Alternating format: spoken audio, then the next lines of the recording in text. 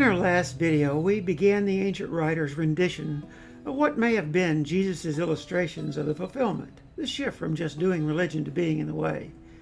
One must remember that Jesus was not starting a religion, but teaching his followers, known by others as people of the way.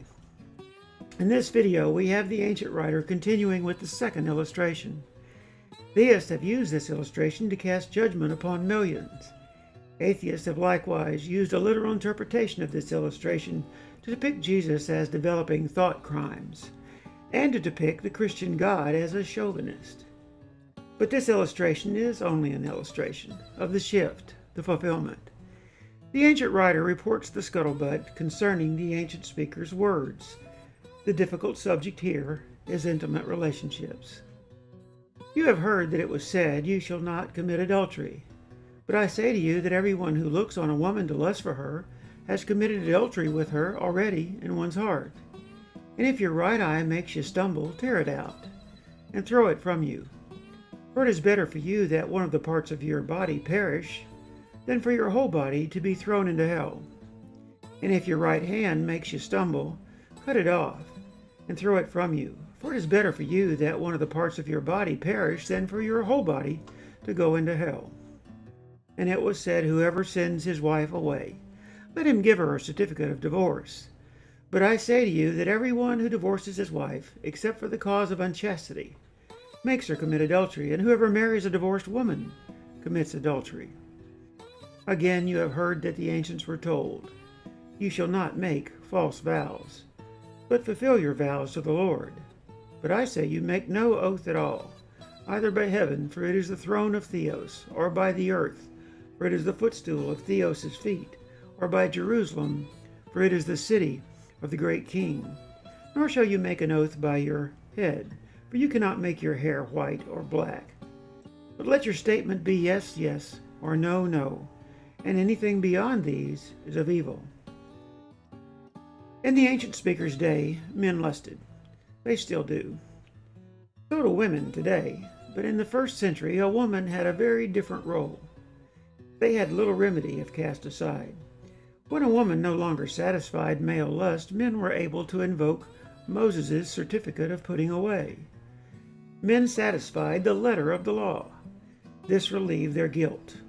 Though Moses may have been protecting women by allowing them to seek another man, women had no such right to cast a man aside. Women were to men disposable pleasure and servitude. In this second illustration, the ancient writer has Jesus using another of the 10 Commandments. In speaking of betraying intimacy and action, one must control lust, an attitude. After all, lust generates from looking. The writer then has Jesus exaggerate for emphasis. It would be better to pluck out your eye than look around. Looking escalates to touching. It would be better to cut off your hand. Touching then escalates to putting away. This escalation from a flawed attitude to an undesirable action ends with one's vows broken. The ancient writer has Jesus saying, "Let your statement be yes, yes, or no, no." It shouldn't take lofty vows to keep your word.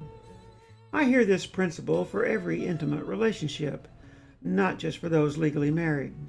There were no marriage licenses in Jesus' day, gay or straight. It is overlapping intimacy that produces misery. Most people lust. But while intimately linked to any other person, manage that lust. Simply be loyal. Your promise to your partner will last longer. The escalation from attitude to undesirable action is simple to hear. The ancient writer's readers know it so. When we lust, first we look. Better if I lost an eye. If we look long enough, then we touch. Better if I lost a hand. Then we often betray our partner. As a result, I lose the very one to whom I promise my loyalty. I break my vows. To the theist, I would say here, the manipulation tactic known as sin is created from biblical clip art.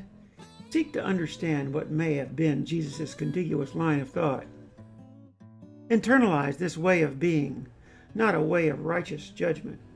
Walking the walk and talking the talk will not replace managing your thoughts. To the atheist, I would say here, if you must rail against religion, leave their God, their clip art, and Jesus out of it.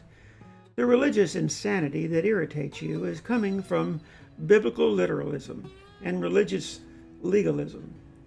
Better yet, I would say to the atheist, stand for something more important than just not being theist. The ancient writer was not establishing or reinforcing marital law. He was not setting in place special judgment for divorce. He certainly was not advocating for self-mutilation. Moses is said to have established a certificate of putting away, to suffer a pervasive bad attitude among male society. But he established no complimentary certificate of getting together. The irreconcilable differences which separate people today existed in the first century and for all time prior. I suspect these differences will continue to exist for all time to come. The ancient writer did not have the ancient speaker establishing new law pertaining to adultery, looking, touching, divorce, or for marriage rituals and vows. Neither is he saying, if you think it, you might as well do it. The familiar is used to illustrate the flawed attitude escalating toward undesirable action. The writer is simply illustrating the way to be in intimate relationship with another person. The attitude to manage is lust. The way to be is pure in heart, seeing goodness in the other person, especially one's intimate partner. A healthy way of being toward intimacy is another part of the fulfillment the ancient writer attributed to Jesus. In the next video, we hear the ancient writer depicting the ancient speaker as giving one more legalistic illustration of the shift, the fulfillment. Like all the rest, the next illustration about revenge is not supernatural, it's just naturally super. And just as a side note, I've met some atheists and some theists who already have this way about them. But it's not because they're atheists or because they're theists they've adopted this way. There really is a better way to be than atheist or theist.